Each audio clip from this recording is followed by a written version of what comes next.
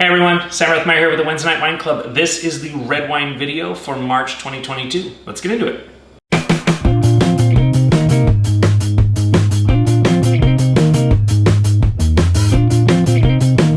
Okay, I am really excited to dive into the red wine for this month. And I want to give a caveat here because there's a lot to unpack.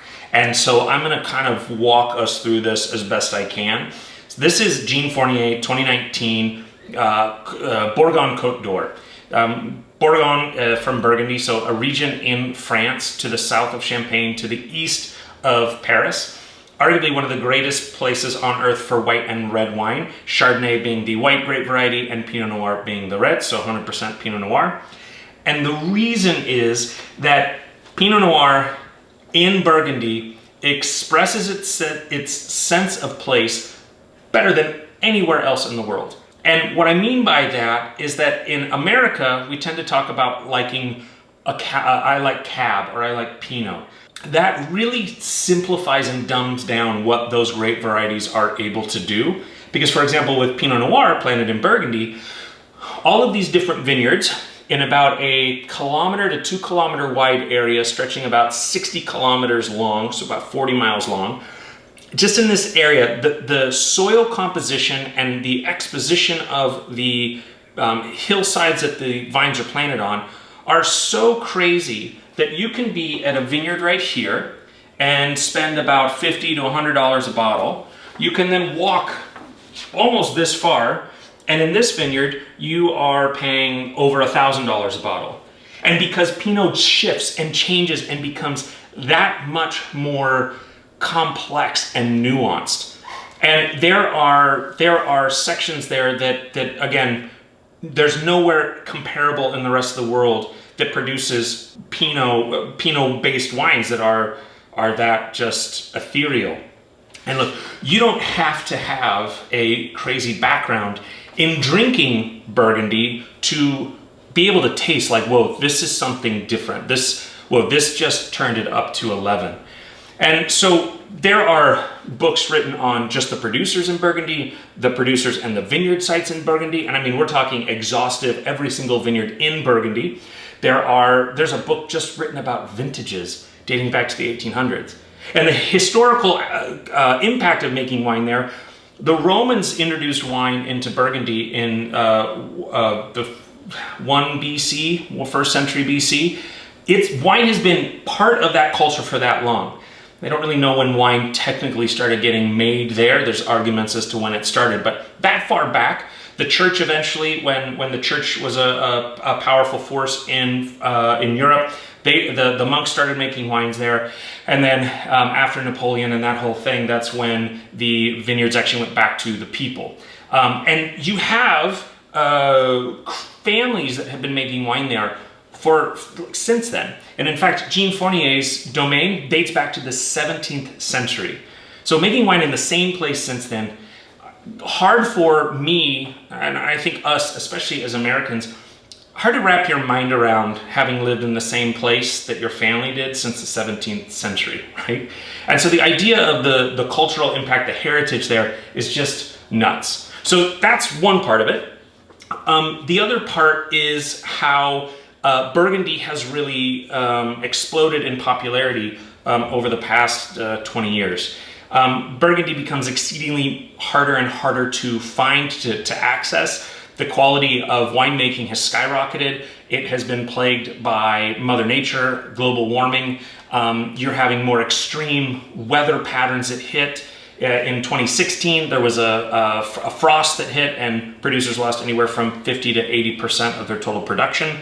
So it's just, you see Burgundy less and less because it's just the scarcity and the demand has so increased. It used to be all about Bordeaux and now it has shifted into Burgundy. All right, so as I mentioned, Jean Fournier, really fantastic winemaker. His son, Laurent, has taken over. They are organic, practicing biodynamic, hand harvesting in the vineyards. And this is actually something, too, we don't get to hear enough about in Burgundy. They make a big deal out of it, but they actually sort in the winery, removing any grape bunches that they find inferior to what the rest of the vineyard or the rest of the harvest is showing.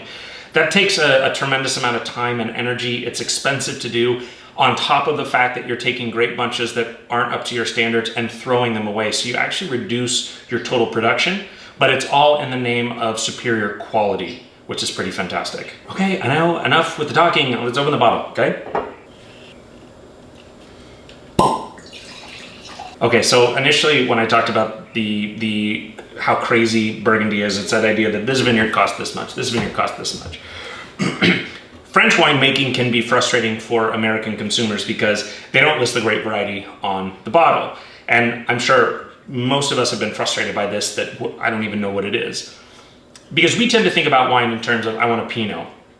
Well, the French would look at you and go, that's like saying, I like music. Okay, so what do you want to listen to?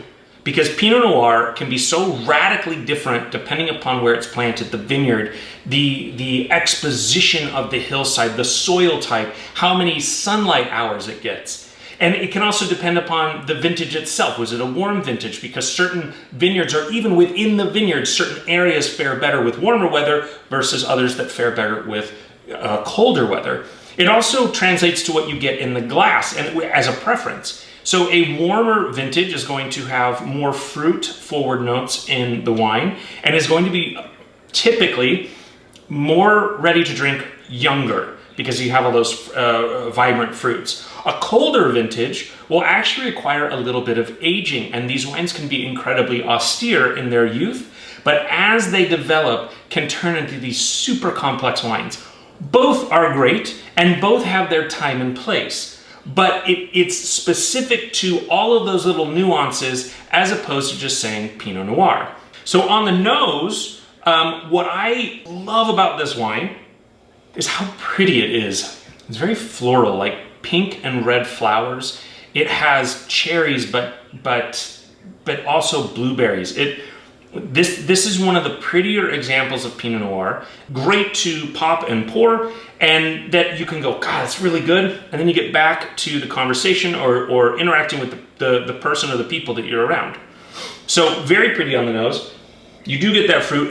There's a little bit of an earthy undertone there, kind of like wet dirt, forest floor. Okay. I have to just say one more thing. These are wines that evoke a lot of emotion, where it's really, really difficult at times to express or explain exactly how they taste, because when you're in the moment actually drinking it, it's just something else comes over you, and it's like nothing else you've ever experienced. These wines are romantic, and then, yeah, just really pretty. Just so pretty. All right, let's taste. It's so good. It's so good. I like to compare Chianti Classico and Pinot Noirs, especially Burgundies that are kind of in this village level or under. Because I think the wines are incredibly versatile. They can be beautiful, they can be super approachable, they pair with a ton of different food. This is that mind-blowingly good, like holding someone's hand for the first time on a long walk in one of the prettiest parks you've ever been in. This goes into the ethereal next level, and I just don't even know what else to say. Red fruit, you get a little bit of that blueberry. The floral component's totally there. The tannins are super soft. I really hope you enjoy this wine as much as I do. Let me know what you think about it in the comments, and have a fantastic